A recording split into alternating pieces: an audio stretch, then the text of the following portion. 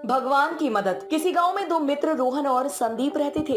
रोहन बहुत ज्यादा धार्मिक प्रवृत्ति का था और वो मानता था कि भगवान उसका हर काम कर देंगे। दूसरी ओर संदीप बहुत ज्यादा मेहनत करता था। एक बार दोनों ने मिलकर कुछ जमीन खरीदी, जिस पर दोनों ने मिलकर फसल उगाने की सोची। अब संदीप तो दिन भर खेत में मेहनत करता था, लेकिन रोहन कुछ काम नहीं करता था।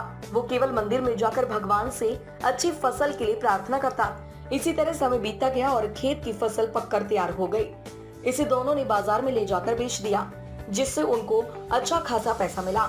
घर आकर संदीप ने रोहन से कहा, देखो दोस्त, खेत में मैंने ज्यादा मेहनत की है, इसलिए इस धन का ज्यादा हिस्सा मुझे मिलना चाहिए। संदीप की बात सुनकर रोहन बोला, नहीं नहीं, इस धन का ज्यादा हिस्सा मुझे मिलना चाहिए, क्योंकि मैंने ही अच्छी फसल के लिए भगवान से प्रार्थना की थी, तभी हमको अच्छी फसल हुई है। मेरी प्रार्थना के बिना यह संभव नहीं होता। मुखिया ने उन दोनों की बात सुनकर कुछ सोचा और दोनों को एक एक बोरा चावल का दिया, जिसमें कंकड़ मिले हुए थे, और कहा कि तुम दोनों को इनमें से चावल और कंकड़ अलग अलग करके लाना है, तभी मैं निर्णय करूंगा कि फसल के धन का ज्यादा हिस्सा किसको मिलना चाहिए।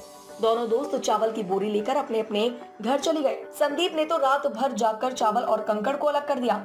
रोहन अपनी आदत के अनुसार चावल की बोरी को मंदिर में लेकर गया और भगवान से इसे साफ करने की मदद मांगी। भगवान से इसे साफ करने की प्रार्थना करके आराम से सो गया। अगले दिन सुबह संदीप चावल और कंकड़ को अलग अलग करके उसे मुखिया के पास लेकर चला गया। रोहन भी बोरी को मंदिर से उठाकर वापस मुखिया के घर ले आया। रोहन को पूरा भरोसा था कि भगवान ने उसका काम कर दिया होगा। अब मुखिया ने दोनों से पूछा कि बताओ, तुमने कितने चावल साफ किए? इस पर संदीप ने तो जितने थे उतने बता दिए। रोहन ने भी पूरे आत्मविश्वास के साथ अपनी बोरी खोली, लेकिन उसकी बोरी में वैसे के वैसे चावल में कंकड़ पत्थर मिले हुए थे, बिल्कुल साफ नहीं किए। अब मुखिया सारी बात समझ चुका था कि रोहन बिल्कुल मेहनत नहीं करता है, इसलिए अनाज के धन में भी कम हिस्सा मिलना चाहिए। गाँव के मुखिया ने रोहन को समझाया कि भगवान भी तभी तुम्हारी मदद करता है जब तुम कड़ी मेहनत करते हो।